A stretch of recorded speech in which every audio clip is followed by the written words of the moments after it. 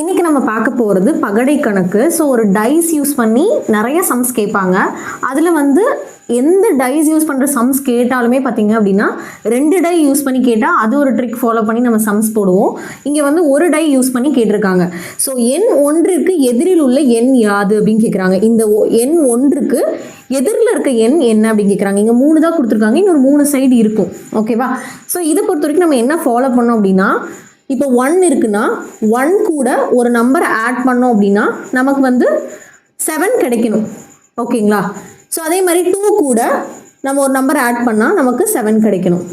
4 கூட ஒரு number add பண்ணோம்னா 7 கிடைக்கணும். இப்போது 1 கூட என்ன ஆட் பண்ணோம் அப்படின்னா 7 கிடைக்கும்? ஆப்வியஸாக 6 ஆட் பண்ணால் தான் 7 கிடைக்கும். ஸோ ஆப்ஷன் ஏ தான் கரெக்ட். இதே மாதிரி நிறைய டிஎன்பிசி டெட் ரிலேட்டடாக மேக்ஸ் சம்ஸ் பார்க்கணுன்னா நம்ம சேனலை சப்ஸ்கிரைப் பண்ணிக்கோங்க. தேங்க்யூ.